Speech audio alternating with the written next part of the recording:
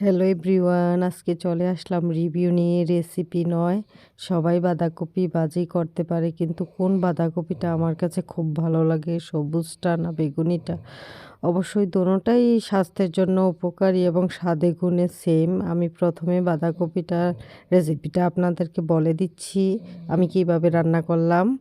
বাঁধাকপিটাকে আস্ত ধুয়ে নিয়েছি, ধুয়ে 4 ভাগ করে কুচি কুচি করে কেটে আমি ভাপ দিয়ে নিয়েছি। অবশ্যই ভাপের সময় একটু লবণ দিয়ে নেবেন, লবণ দিয়ে একটু সময় ধরে ভাপ দিয়ে নেবেন। আমি পানিটা ছেঁকে ফেলে দিয়েছি, ফেলে আলতো করে চাপ দিয়ে আর একটু পানি ফেলে দেব, না হয় ভালো লাগবে না খেতে। এই জন্য আলতো করে, বেশি চাপবো না, আলতো করে চেপে পানিটাকে ফেলে দেব। দেওয়ার পরে আমি পেঁয়াজ কুচি নিয়েছি একটা মিডিয়াম সাইজের, রসুন নিয়েছি একটা মিডিয়াম সাইজের, এবং সয়াবিন তেল পরিমাণ মতো দিবেন আপনারা, আপনাদের যতটুকু হয় অতটুকু পরিমাণ দিবেন। এই যে দেখুন কালারটা চেঞ্জ হয়ে গেছে ভাপ দেওয়ার সময়।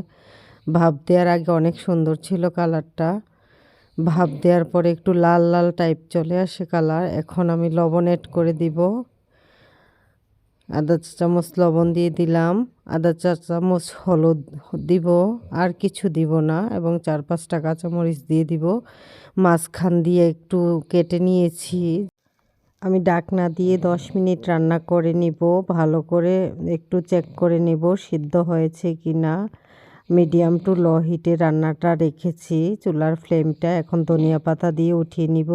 রিভিউ বলতে আমি সবুজ বাঁধাকপিটাকেই পছন্দ করি, লালটা এত ভালো লাগে না আমার। আল্লাহ হাফেজ সবাইকে।